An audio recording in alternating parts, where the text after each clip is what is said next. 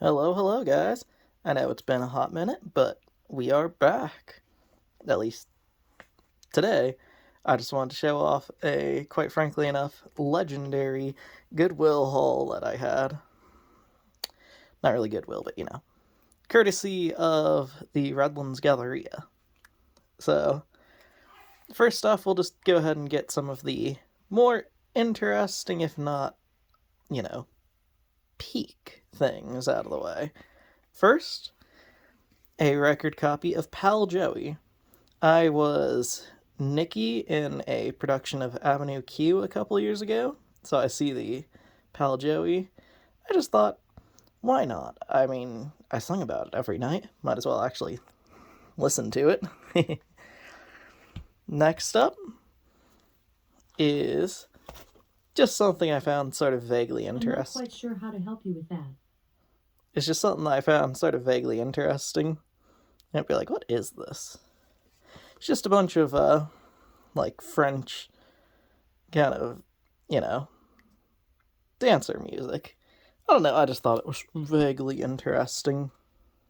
Plus, also, I don't know, could be fun. Next up is a Marty Robbins record, This Much a Man. Everybody loves Marty Robbins, Big Iron and all that. This isn't that same exact one, but, it still has some pretty good bangers on it.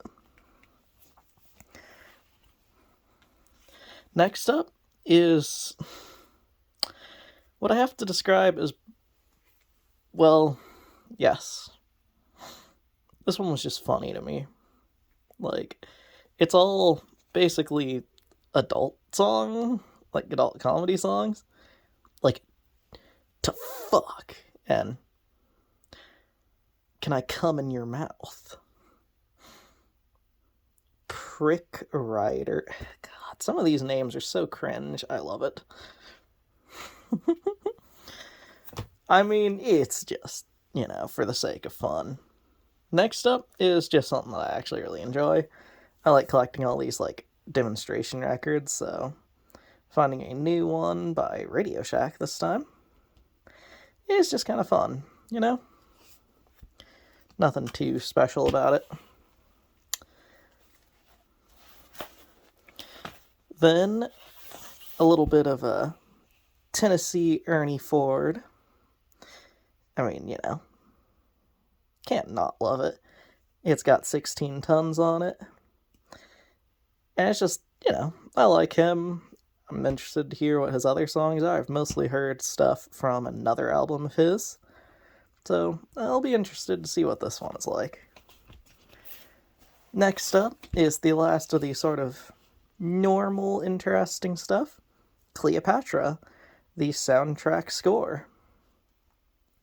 This one, I just want to know what kind of stuff is on this one, because I hope, given what I think it is, it's going to just be the most stereotypically Egyptian music ever, and it's just going to be great for when I do stuff.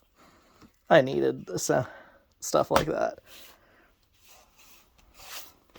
Okay, and now for the extra neat stuff. I think I'm going to start out with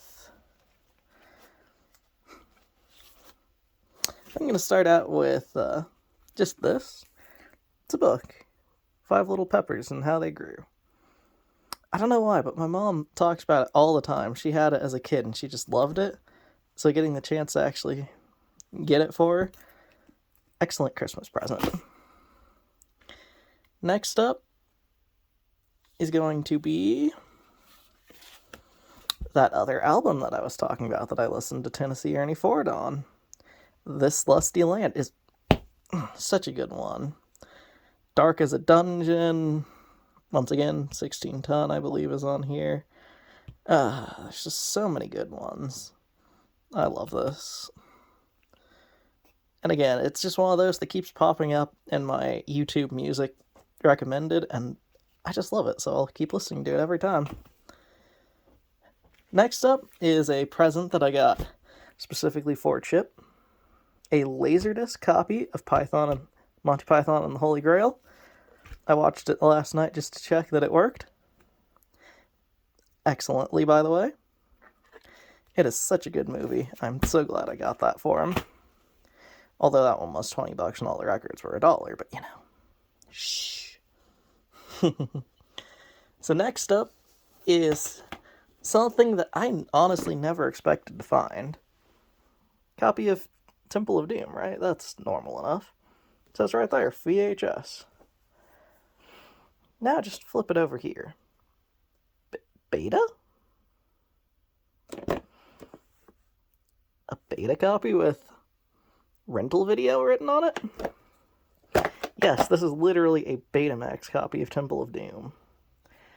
I have a beta player, I just hadn't had any tapes. And I'd say for this to be my first beta, pretty worth it. And the last, but not least of the really ironic things, or I guess not ironic, but just sort of really cool things that I happen to find. Yeah, bloody Big Iron on 8-track. Big Iron. And also, Master's Call, which is probably my favorite of Marty Robbins' songs, so excellent. And it looks to be in decent shape. Now for the last thing, and the thing that I'm probably most excited to talk about, just because it's so in batshit. The Merry Christmas from the very clearly sticker, Happy Hamsters. Give the gift of music. Okay, guys, do that, please.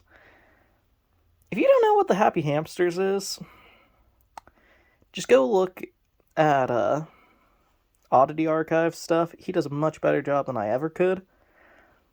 But just to very quickly do a quick rundown. So the Happy Hamsters, originally, so they are a ripoff of Alvin and the Chipmunks, basically, right? And you can especially tell that because they used to be called Merry Christmas from the Happy Chipmunks. And they actually got sued by the people who own Alvin and the Chipmunks. So they put this sticker on it just to cover it up, call it Happy Hamsters, and put it back out. This company, Audio Fidelity, did. Then later on, Audio Fidelity, for their next record, actually did one that was just the Happy Hamsters. I think it was like more movie covers, because they had like the Ghostbusters theme, but in parody. Well, that one, they joke about calling chipmunks. They're like, yeah, we're the Happy Hamsters, not some kind of lame chipmunks. And it's just, Audio Fidelity has been one of those things I've loved ever since I found out about it. And now I too own a true piece of history right there. And a meme, yes. So yeah, just quick update, guys. I hadn't seen you in forever, and I just thought this was too good of a haul not to talk about. So yeah, I hope you enjoyed our little, what would I even call this? Just revival. No, not really a revival, just this bullshit that I'm doing. Hope you enjoyed it. And hey, see you guys later. Remember, stay toasty.